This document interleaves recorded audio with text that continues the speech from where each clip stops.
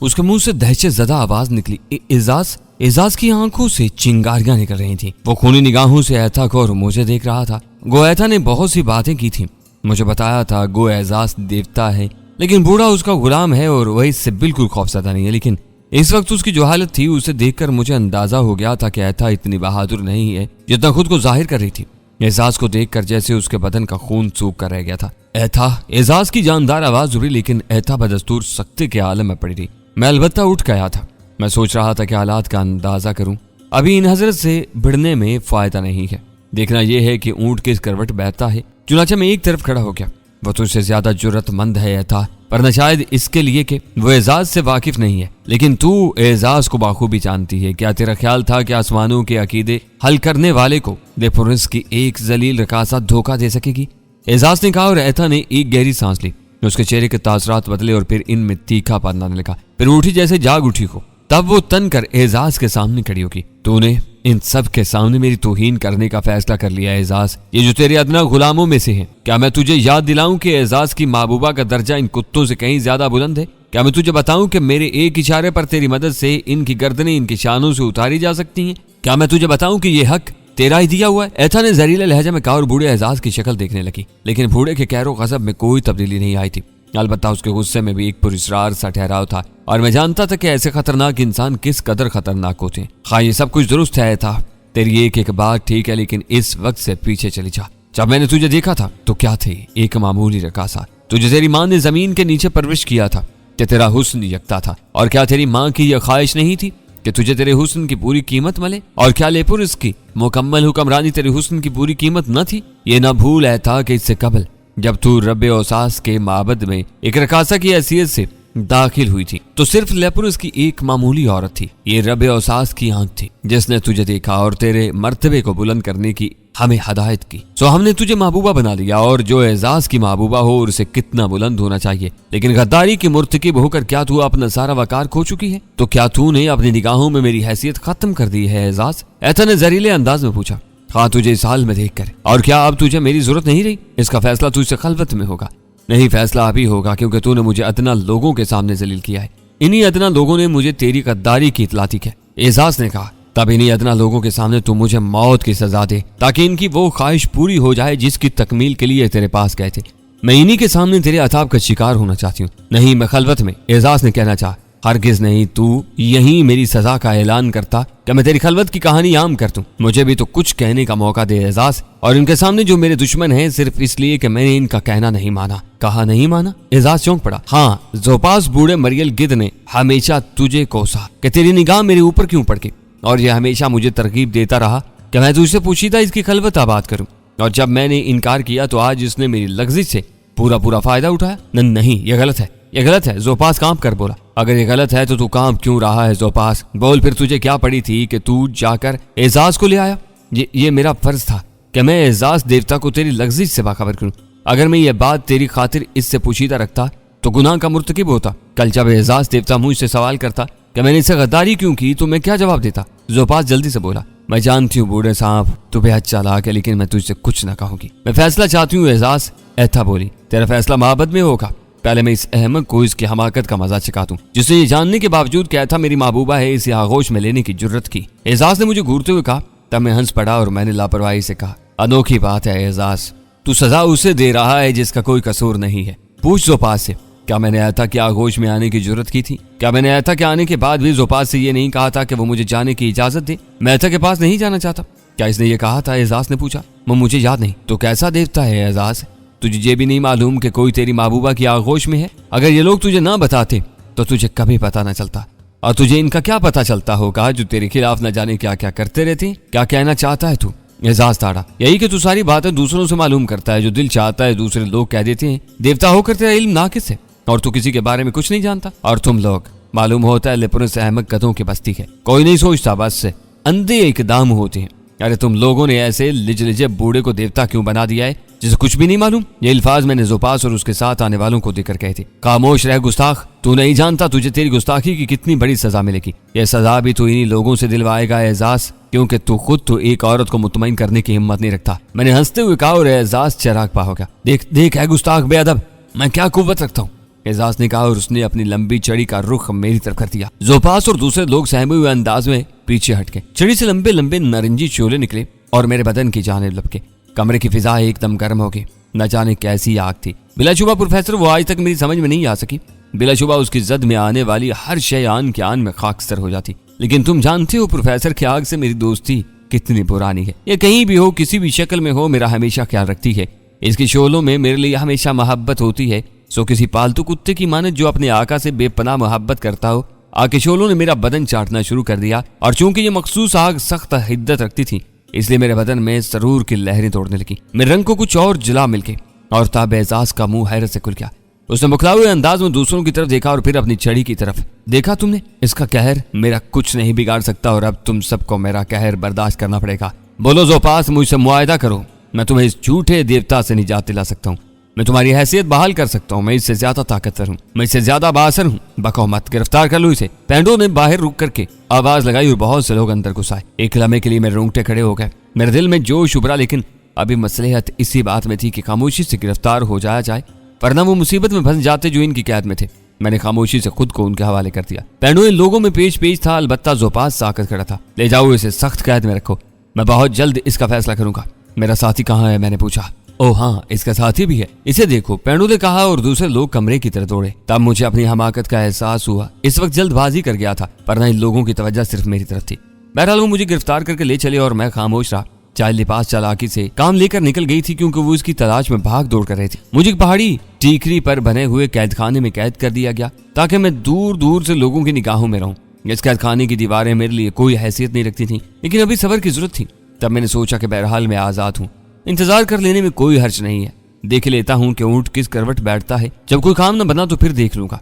और मैं इंतजार करता रहा। अलबत्ता मुझे लिपास की फिक्र थी, इसके साथ ज्यादती ना हो जाए, कहीं वो किसी मुसीबत में ना फंस जाए। मैं इसके लिए फिक्रमंद हो गया था और वक्त गुजरता रहा। रात हो गई, फिर सुबह हो गई।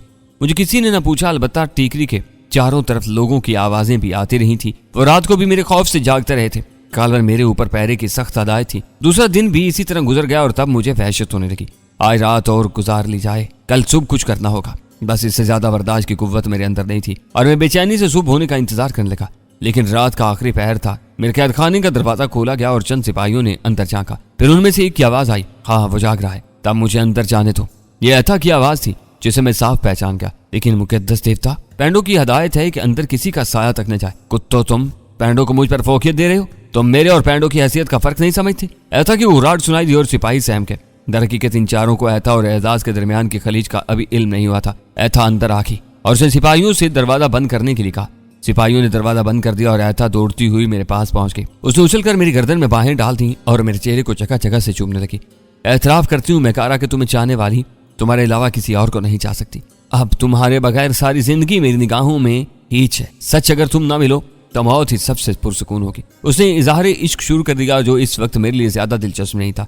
चुनाचे मैंने उसकी बातों से बेजार होकर पूछा, तुम्हें यहाँ तक आने की इजाजत कैसे मिल गई? इजाजत का सवाल मुझे कौन रोकता? तू एजाज ने तो तुम्हारे साथ कोई बुरा सलूक नहीं किया। कर भी नहीं सकता, मेरे बदन का कहजी है। हाँ, उसे इस बात का शदीद रंज है कि मैंने उसकी मोहब्बत ठुकरा कर तुम्हारा प्यार कबूल किया। इसने मुझसे इज्तनाब किया है, बस। मैंने पूछा, इसके अलावा वो कुछ और कर भी नहीं सकता था। ऐथा मुस्कुराते हुए बोली, लेकिन तुम्हारी वजह से मैं फंस गया था, इसीलिए तुम्हारे पास आई हूँ। क्या मतलब? मेरी खातिर, मेरे प्यार की खातिर चंद रोज की कैद कबूल कर लो। इसका गुस्सा ठंडा हो चाहे तो मैं उसी के हुक्म से तुम्हें रिहा करवा दूंगी। वैसे तुम्हारी तरफ से वो उलझन में मुब्तला है।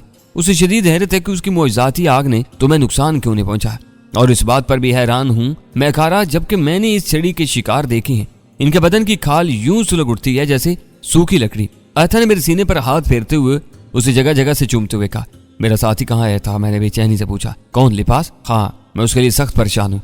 वो काफी चालाक है। मेरी कनीजों ने मौका की नजाकत देखते ही उसे छुपा दिया था, लेकिन पेंडो और जोपास की रहनुमाई पर सिपाहियों ने उसे तलाश किया तो वो इस जगह से भी गायब था जहां कनीजों ने उसे छुपाया था। ओहो, फिर? मैंने दिलचस्पी से पूछा। मेरा ख्याल है वो अभी तक सिपाहियों को नहीं मिल सका। गोया सिपाही उसे तलाश कर रहे हैं, मैंने तिल मिलाते हुए कहा। हाँ यकीनन, पेंडो और जोपास बड़े कीना परवर इंसान है। वो जिसके पीछे पड़ जाते हैं उसे नहीं छोड़ते। मैं इन दोनों की हड्डियां पीस कर रख दूंगा अगर मेरे साथी को कोई नुकसान पहुंचा। तुम उसे बहुत चाहते हो?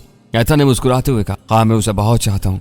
तब मैं तुम्हारे लिए उसे तलाश करूंगी। तुम बेफिक्र रहो, मैं उसकी पूरी मदद करूंगी। मगर तुम्हें एक वादा करना पड़ेगा। कैसा वादा? तुम सिर्फ चंद रोज तक यहाँ से फरार की कोशिश नहीं करोगे। सिर्फ इस वक्त तक जब तक मैं इस बूढ़े गिद्ध को राम न कर लूं। मुझे यकीन है कि मैं न सिर्फ उसे राम कर लूंगी बल्कि तुम्हारे हक में फैसला भी करवा दूंगी। और मैं दिल ही दिल में मुस्कुरा उठा। फैसले करने का हक तो मुझे है अहमक लड़की, फैसले तो मैं करता हूँ, लेकिन बदबख्ती कह ले या फिर खतरात पसंदी, मैं इन लोगों के लिए यहाँ कैद हूँ जो जहाज से ताल्लुक रखते हैं। हाँ, सिर्फ इनकी वजह से परेशान हूँ। मैंने दिल ही दिल में कहा, वादा करते हो मेकारा? ठीक है, शुक्रिया मेरी जान, मैं तुम्हारे लिए तड़प रही हूँ, तुम्हारे बगैर तो अब आंखों में रोशनी ही नहीं रहेगी। तुम देखना मैं तुम्हारे लिए क्या करती हूँ। सुनो मेकारा, अभी वादा तो नहीं करती, लेकिन एक न एक दिन तुम्हें लेब्रोस में कोई न कोई बड़ा ओहदा दिलवाऊंगी और तुम ताइवरेज की मेहरबानियों को भूल जाओगे, ये मेरा वादा है। मैंने गर्दन हिला दी। इस बेवकूफ औरत से इससे ज्यादा बात करना हमाकत थी। फिर ऐसा मुझसे प्यार मोहब्बत की बातें करके चली गई और मैं ख्यालात में डूब गया।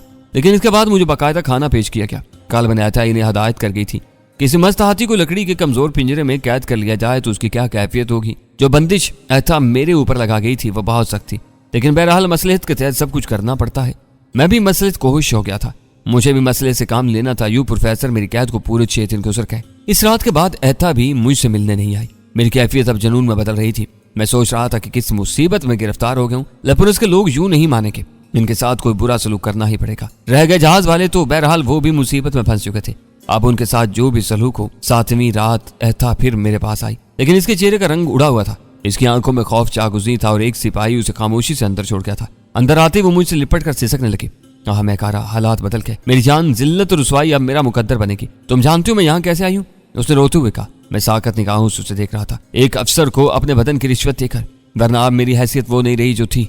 मैं बहुत रुसवा हुई हूँ मेकारा। मैं कमबख्त जोपास ने मुझसे सारे बदले ले लिए। वो सिसकियां ले लेकर रो रही थी और मैं पतराई हुई निगाहों से उसे देख रहा था। मुझसे आगे की बातें जानना चाहता था और मैंने ये सब कुछ तुम्हारे लिए किया है मेकारा।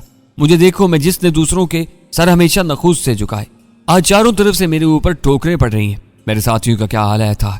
मैंने बर्फ की तरह सर्द लहजे में पूछा। तुम्हारे लिए बहुत बुरी खबरें हैं मेकारा, तुम्हें सख्त अफसोस होगा।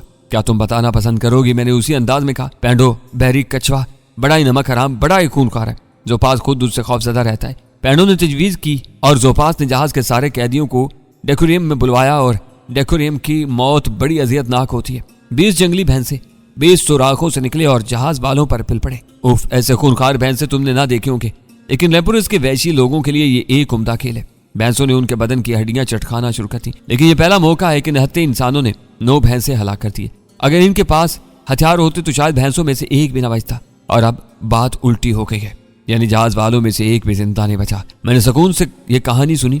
ऐता को भी मेरे सुकून पर हैरत थी। फिर मैंने उसी पुरस्कून अंदाज में पूछा, मेरे दोस्त लिबास का भी कुछ पता चला? तुम्हारा दोस्त? ऐता के होंठों पर फीकी से मुस्कुराहट फैल गई।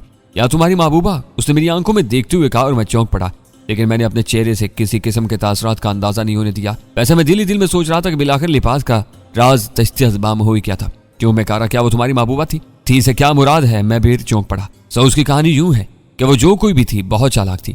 यहाँ वो नौजवान लिबास की हैसियत से सामने आई थी। सो मेरी कनीजों ने जब उसे छुपाया तो सिपाहियों को देखकर वहां से वो फरार होगी और उसने पोशीदा रहने का फैसला किया कि वो असल रंग में आ जाए और वो औरत बन गई। उसने एक सितम रसीदा औरत की हैसियत से लेपुरस की एक वैशी के घर पना ली। लेकिन बदकिस्मत लड़की नहीं जानती थी कि लेपुरस के मर्द कुत्तों से भी ज्यादा बदखूर जलील नफ्स है। लेपुरस के वैशी ने उसे देखा और उनमें से एक था जिसने लिबास को इससे कबल भी देखा था। बदवक्त पहचान गया। उसने इज़हार किया कि उसे पहचान गया है। अगर लिबास मर्द की हैसियत से उसे कबूल है तो ठीक है, वरना उसका राज खोल दिखा। लिबास ने उसे अहमक बनाया, लेकिन चालाक वैशी उसके इरादे को भांप किया। उसने पैंडो को इतला दी थी, चुनाचे पैंडो ने उसे गिरफ्तार कर लिया। सबकी नीयत हसीन लिबास पर खराब थी, यहाँ तक कि जोपास की भी। लेकिन बात चूंकि ढकी छुपी नहीं थी, इसलिए जोपास उसे हजम नहीं कर सका और उसे एजाज को भी इतला देना पड़ी। तब एजाज ने फैसला किया, चूंकि मेकारा की महबूबा ने उसकी महबूबा से हम आगोशी की है, इसलिए अब लिबास पर उसका हक है और इस हक को कोई चैलेंज नहीं कर सकता। सो एजाज जिसे चाहे वो उसके माबद में ना पहुंच पाए, ऐसा कभी नहीं हुआ और ना होगा। लिबास को एजाज के माबद में पहुंचा दिया गया और इसके बाद कुछ बहुत ही बुरी कहानियां सुनेगी। वो क्या? मैंने बेचैनी से पूछा। मेरे दिमाग में अंगारे देख रहे थे। एजाज का माबद पहाड़ों की उन बुलंदियों पर है जिनके दूसरी समत समंदर है। चुनाचे लिबास ने इन बुलंदियों से समंदर में छलांग लगा थी और समंदर आदमखोर मछलियों का मस्कन है। मछलियों ने उसकी हड्डियां तक चबा डाली, सिर्फ उसका खून आलूदा लिबास ही मिल सका जो न जाने किस तरह मछलियों के पेट में जाने से बच गया। सदियों का ज़र्फ मेरे सीने में समाया हुआ है प्रोफेसर। मैं समंदर हूँ और समंदर पुरस्कून रहता है। यहाँ कभी कभी इसकी तह में तूफान उठते हैं, लेकिन इसकी सतह साकत ही रहती है। यही समंदर का ज़र्फ है और मैंने भी इसी ज़र्फ का मुजाहरा किया। मैं खामोशी से कैद खाने की दीवार से टिका खड़ा रहा।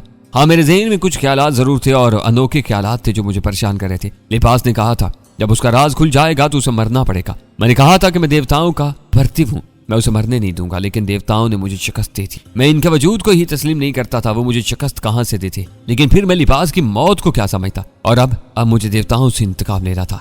हाँ, मेरी दुश्मनी अब देवताओं से थी, लेकिन इसके साथ ही मुझे कुछ और बदबख्तों को भी सजा देनी थी। इन्हें सजा देना इंतहाई जरूरी था। मैं तुम्हारी कैफियत जानती हूँ। मैं कहा, क्या दर हकीकत लिबास तुम्हारी महबूबा थी? हाँ, मैंने आहिस्ता से कहा। मगर उसने खुद को छुपाया क्यों था? जिंदगी के लिए। मैं नहीं समझी, कोई नहीं समझ सकता। अब तुम्हारा क्या होगा? मैं कहा, अब तुम्हारा क्या होगा? सब खत्म हो चुके हैं और अब तुम्हारी बारी है। एथा ने बेचैनी से कहा और मैं हंसने लगा। एथा ने हैरत से मुझे देखा और फिर बेचैनी से कहा, मैं तुम्हारे लिए सख्त परेशान और बेचैन हूं। मैं कहा, मेरे लिए बेचैन ना हो। मैंने कहा, तुम शायद संजीदगी से इनके बारे में सोच रहे हो। पैंडो, जोपास और एजाज, ये सब बेहद खतरनाक है।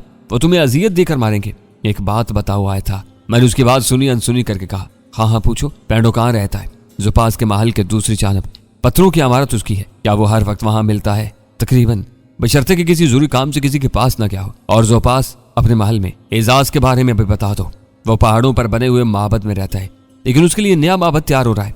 उसके बाद वो इसमें मुंतकिल हो जाएगा। तुम्हारे साथ वो क्या सलूक करेंगे? था मेरे साथ अब इस जगह मेरी कोई हैसियत नहीं रह गई है। लेकिन एजाज ने तुम्हें कोई सजा नहीं दी। वो बुज़दिल आज भी मुझ पर मरता है। उसने मुझे नाकदरी की सजा देकर साबित किया है कि मेरी हैसियत उसके बगैर कुछ भी नहीं है, और ये कि मैं इसकी मोहब्बत में दाग लगाकर क्या खो बैठी हूँ, ये जान लो। खोया तुम्हारी जिंदगी महफूज है। हाँ, लेकिन इस जिंदगी से क्या हासिल? तुम्हारा मकान कहाँ है? था तुम देख चुके हो। क्या तुम्हें वहां से नहीं निकाला गया? अभी तक नहीं, लेकिन आइंदा देखें क्या होता है। ठीक है, आइंदा देखेंगे क्या होता है। अब तुम जाओ। कहाँ जाऊं मैं? कारा तुम्हारे बगैर। मेरा मशवरा यह था, अपने घर वापस जाओ और खामोश बैठो। मैं तुमसे मिलने आऊंगा। तुम लेकिन मैं कारा, वो बहुत जल्द तुम्हारे बारे में फैसला कर लेंगे। बहुत जल्द मैं इनके बारे में फैसला कर लूंगा। अब तुम जाओ। इस बार मैं अपनी आवाज की गुर्राहट को नहीं रोक सका था, और इतनी नई आवाज को एथा ने हैरत से सुना और फिर वो खामोशी से बाहर निकल गई। मेरे पूरे बदन में आग सुलग रही थी। खून किसी आतिश फिशां के उबलते हुए लावे में तब्दील हो गया था। अब तक इन लोगों की वजह से मैंने खुद पर जबर किया था, लेकिन अब कौन था जिसकी जिंदगी का खौफ मुझे बुज़दिल बनाता? अब इन वैशियों का दिमाग दुरुस्त करने के लिए आजाद था। चुनाचे मैंने दिल में कुछ फैसले किए और फिर मैं कैद खाने के दरवाजे की तरफ बढ़ गया। मजबूत दरवाजा बंद था। मैंने उस पर दस्तक दी। कई बार जोर जोर से दस्तक देने के बाद एक मुहाफिज ने दरवाजे का छोटा सा खाना खोला और अंदर झांकते हुए डपट कर कहा, क्या बात है, क्यों दरवाजा पीट रहे हो? दरवाजे का छोटा खाना बहरहाल इतना बड़ा जरूर था कि मेरा हाथ उससे बाहर निकल सकता। दूसरे लम्हे मैंने हाथ बाहर निकालकर मुहाफिज की गर्दन पकड़ ली और उसके हल्क से किसी बतख की तरह आवाज निकली। मेरी आईनी गिरफ्त ने उसकी गर्दन की हड्डियों को एक दूसरे से चिपका दिया था और वह बड़ी पुरसकून मौत मर गया। तब मैंने पीछे हटकर दाहिने शाने की टक्कर दरवाजे पर मारी और कैदखाने की दीवारें हिल गईं। दरवाजे की क्या हैसियत थी? उसने किसी चोट खाई हुई मुर्गी की तरह अपनी जगह से जस्त की और इन लोगों पर जा पड़ा जो मरते हुए मुहाफिज को देख कर आ गए थे। और मैं बाहर निकला।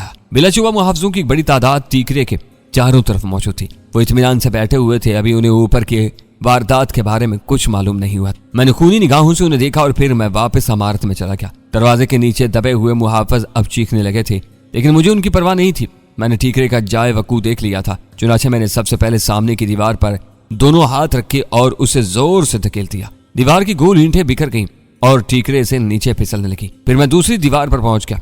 बड़ी उम्दा तरकीब थी।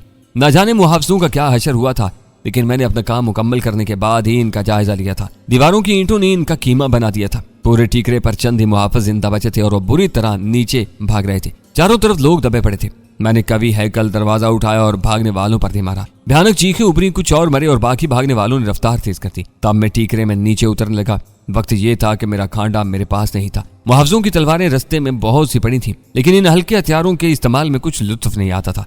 एक बार में एक या ज्यादा से ज्यादा दो आदमियों को कत्ल करो। होना तो यही चाहिए था कि एक जरब लगे और नतीजा मेरे शया निशान हो। तब मैंने दरवाजे का एक चौड़ा हिस्सा उठा लिया। लकड़ी का वजन काफी था और बहरहाल किसी हद तक काम दे सकती थी। उसे लिए हुए मैं आगे बढ़ने लगा। मुहाफिजों का कोई पता नहीं था। मेरी कैफियत इतनी खराब थी कि मैंने किसी को न देखा। लोगों का एक गिरोह मेरे सामने आया और मैं उन पर टूट पड़ा। मैंने जो भी हथियार घुमाना शुरू कर दिया और खोपड़ियां तड़कने लगी। बाज जिस्म तो दो दो टुकड़ों में बट गए और दहशत ज़दा लोग खौफ से चीखते हुए भागे। कोहराम मच गया। मैं रुख पैंडो के मकान की तरफ था। मैं भरे पूरे शहर में दाखिल हो गया और मैंने हर सामने आने वाले को हलाक करना शुरू कर दिया। लेकिन जोपास के सिपाहियों ने मुसल्ला होकर आने में देर नहीं लगाई। बहुत से घुड़सवार मेरी तरफ दौड़ पड़े और वो अपनी चमकदार तलवारें लहरा रहे थे। मैंने हथियार संभाल लिया। काश खांडा मेरे पास होता। घोड़ा सवार इस अंदाज में आ रहे थे जैसे अपने घोड़ों से ही मुझे रोन डालेंगे, लेकिन अहमक थे, बदबख्त थे। अपनी मौत को आवाज दे रहे थे। जो ही वो मेरे पास आए मैंने हथियार घुमाया और बेशुमार घोड़े टांगों से महरूम हो गए।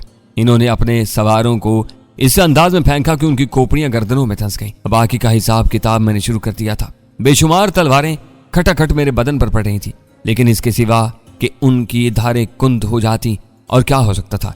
अलबत्ता मेरी ज़रबें घोड़ों की कमर तोड़ रही थी, मुहावजों के टुकड़े कर रही थी। बड़े तगड़े सूरमा आ रहे थे और मौत के घाट उतर रहे थे।